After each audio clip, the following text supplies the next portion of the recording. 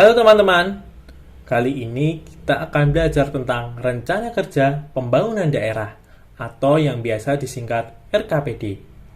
Yuk, simak sampai selesai supaya tahu. Seperti yang tertampil, kita akan membahas mengenai definisi, ketentuan, dan serta tata cara penyusunan dan struktur RKPD.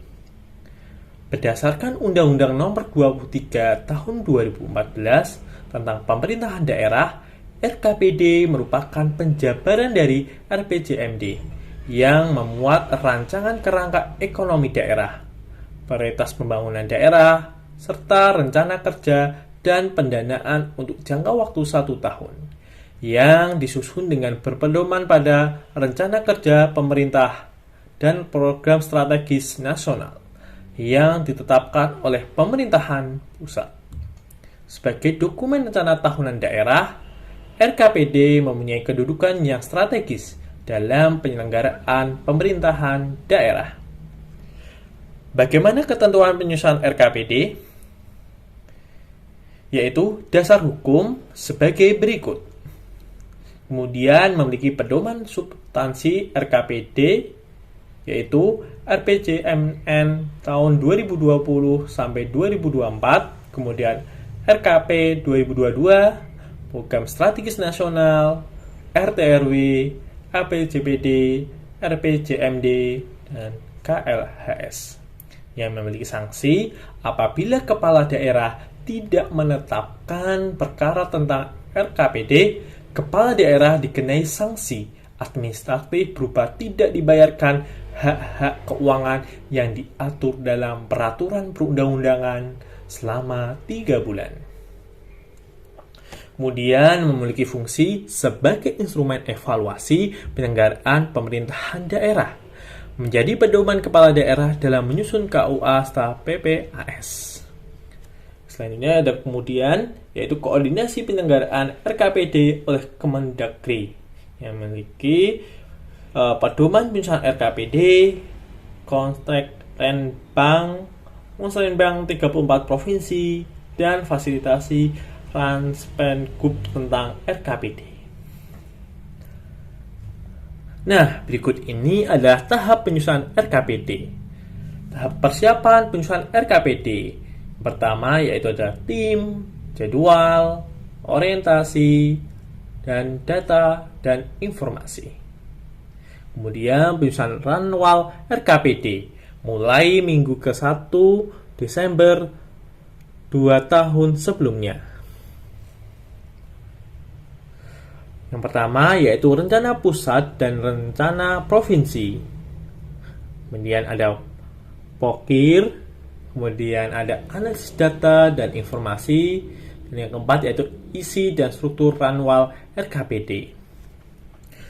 Penyusunan rancangan RKPD yang pertama yaitu konsultasi publik di bulan Januari, kemudian verifikasi dengan renja paling lambat minggu kedua Februari, kemudian ada musrenbang di bulan Februari atau Maret, kemudian yang keempat yaitu rancangan RKPD paling lambat minggu pertama bulan April.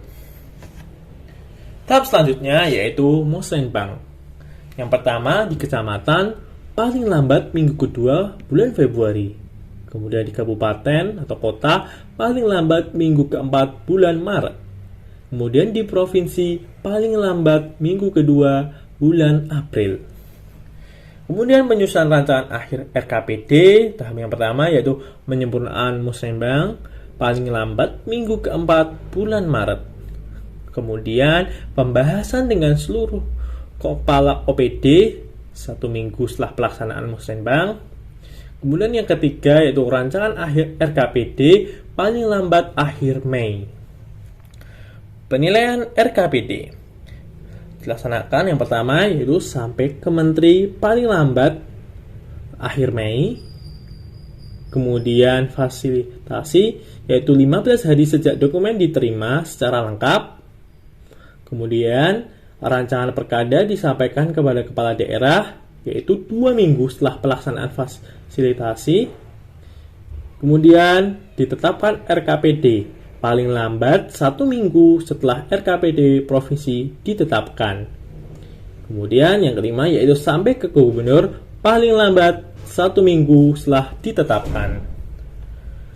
Nah, berikut ini adalah jadwal kegiatan penyusunan RKPD.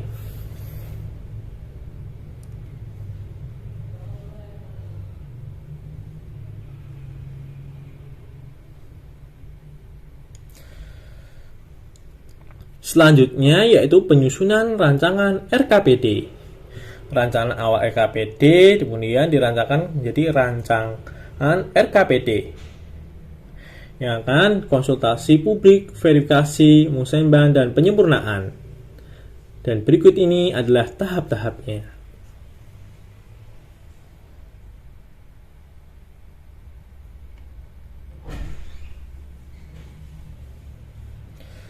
Selanjutnya yaitu penyusunan menurut peraturan perundang-undangan. Menurut pasal 274 UU 23 tahun 2014, perencanaan pembangunan daerah didasarkan pada data dan informasi yang dikelola dalam sistem informasi pembangunan daerah. Pasal 392 Undang-Undang 23 tahun 2014, informasi perencanaan pembangunan daerah mencakup yang pertama geografis, yang kemudian demografis, yang ketiga potensi sumber daya, keempat ekonomi dan keuangan, yang kelima kesejahteraan masyarakat, yang keenam pelayanan umum, dan yang ketujuh daya saing. Kemudian pasal 73 Permendagri 86 tahun 2017 menyiapkan data dan informasi RKPD berdasarkan sistem informasi pembangunan daerah. Nah, berikut ini adalah tahapan penyusunan SIBD untuk menyusun RKPD. Dapat dilihat sebagai berikut.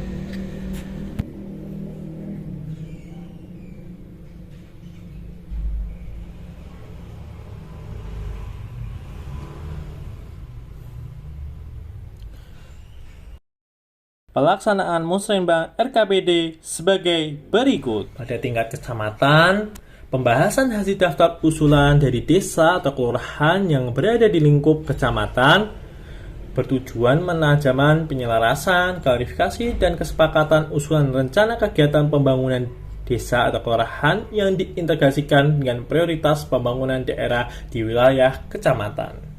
Kemudian di tingkat kabupaten dan kota bertujuan untuk menyepakati permasalahan dalam pembangunan daerah, kemudian menyepakati prioritas pembangunan, menyepakati program, kegiatan, indikator, dan target kinerja serta lokasi, kemudian melakukan penyelesaian program dan kegiatan pembangunan daerah dengan sasaran dan prioritas pembangunan dari provinsi, kemudian klarifikasi program dan kegiatan yang merupakan kewenangan daerah, kabupaten atau kota dengan program kegiatan desa yang diusulkan dari Musren kecamatan.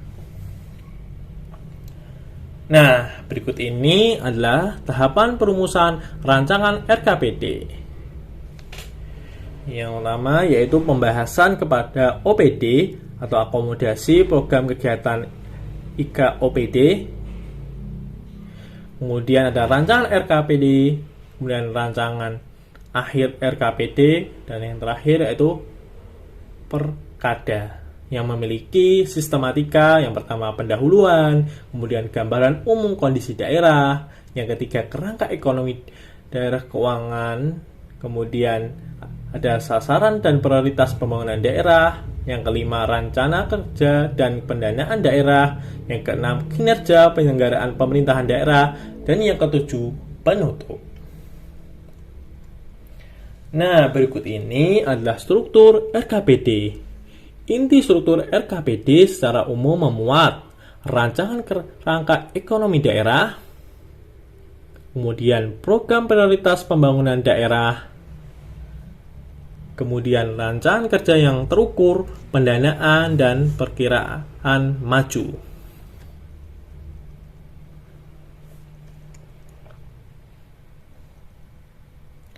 Nah, struktur bab dalam RKPD. yaitu yang pertama pendahuluan, kemudian gambaran umum kondisi daerah, ketiga kerangka ekonomi keuangan daerah, yang keempat sasaran dan prioritas pembangunan daerah, yang kelima rencana kerja dan pendanaan daerah, yang keenam kinerja dan penyelenggaraan pemerintahan daerah, dan yang ketujuh penutup. Nah, begitu teman-teman. Bagaimana? Sudahkah terjawab rasa penasaran kalian? Jangan lupa untuk mempelajari lebih lanjut mengenai RKPD ya. Terima kasih. Sampai jumpa di video selanjutnya.